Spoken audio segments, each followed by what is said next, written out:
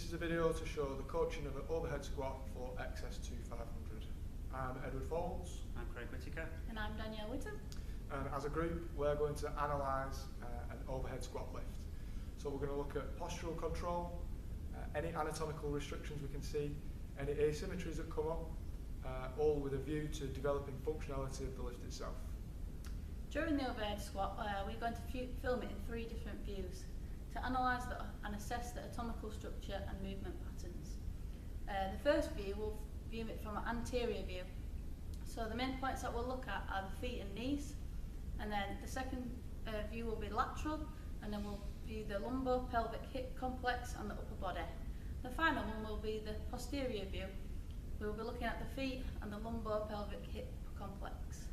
In terms of justifying the use of the overhead squat, it is a widely used assessment tool used with athletes to identify reduced or asymmetrical mobility restrictions, and is also featured in the final phase of a snatch movement within Olympic lifting. Any issues that we do come across, we're going to come up with some training recommendations at the end of the video. So the first element we're going to look at is postural control. Now we're going to start that looking at the kinematic chain from the ground up. So we're going to start with Craig's feet. So for this lift, you want to have your feet hip width facing straight forward. Now the main reason for that is that if you don't do that, or if you have your feet facing outwards, you're going to have underactive gluteal muscles and hamstrings, and it will also cause an overactive gastrocnemius muscle. Okay, so the next step is to look at the knee. What he needs to do is when he's squatting, you need to make sure your patella is tracking your second toe. So when you squat throughout, you need to make sure that tracks it. Okay? You do not want any abduction or adduction. Okay? This will result in underactive or overactive glute muscles and hamstrings, which you don't want. Moving up through the kinematic chain, the next joint that we'll get to is the lumbar-pelvic hip complex. Now the main things that we're going to see here in an overhead squat performed wrongly is an excessive forward lean. Now that shows a lack of back flexibility and generally weak hip flexors and glutes. A knock-on effect from that, which is a quite common error, is lordosis within the spine. So what that gives us is an unsafe spine, and it takes us out of our neutral position. So now Craig's ready posturally in his lower body. The next thing to look at is his upper body. So the main thing to do here is engage your core throughout the movement. That's going to keep you in a nice neutral position and protect the spine throughout. Okay, the next step is looking at Craig's shoulders. What he needs to do is fully flex and abduct your shoulders, and that's it, fully extend at your elbows. Okay, so whether or not there's weight being used, the hand position needs to be straight above the crown. So again, the main thing here is that you're supporting his spine. If there is weight on there, it's going to prevent any weight falling forward or too much pressure on the spine either way. The last step is your head. You need to make sure that throughout the squat you're looking directly forward, and keep looking forward throughout the whole squat. Okay, so now we are in a good, strong postural position, core engaged, ready to do the overhead squat. You can sit down into a nice full squat movement.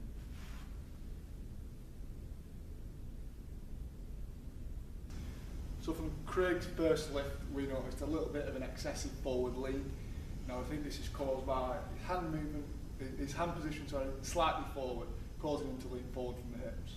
So for the second lift, what I want you to do is put your hands further back so they're in line with the crown of your head, like we taught you before, and to really concentrate on your hips, making sure they're not leant forward and they're in the normal position, what we taught you before.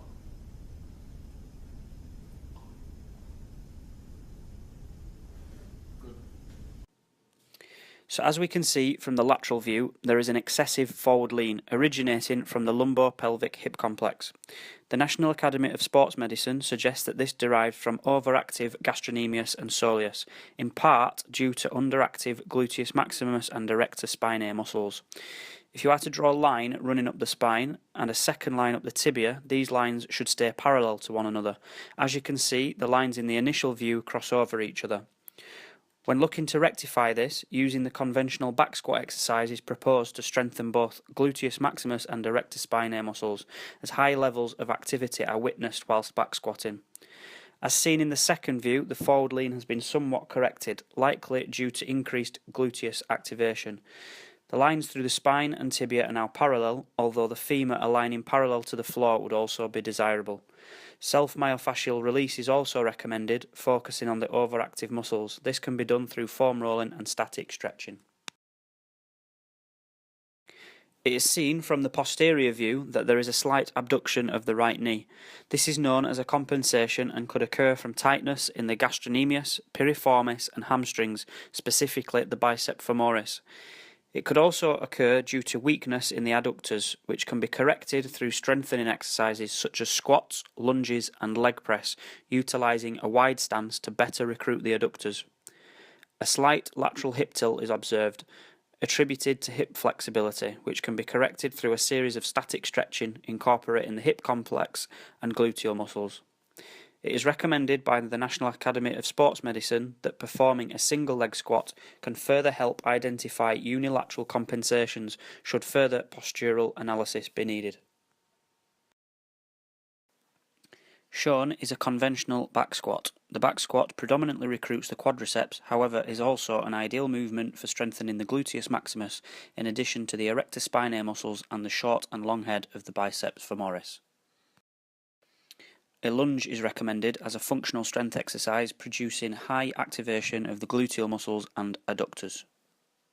The single leg squat is a unilateral exercise, heavily recruiting the gluteus maximus, minimus and hamstrings, not only used as a strengthening exercise but identifying unilateral weaknesses and stability issues whilst producing less spinal loading than the conventional squat. Finally, an additional functional movement utilised to strengthen much of the posterior chain is the deadlift. The deadlift heavily recruits the gluteus maximus and the short and long head of the bicep femoris. Within this video, we have assessed, analysed and coached an athlete through an overhead squat. The first discipline examined here was postural control and its importance in performing a well-balanced and safe overhead squat.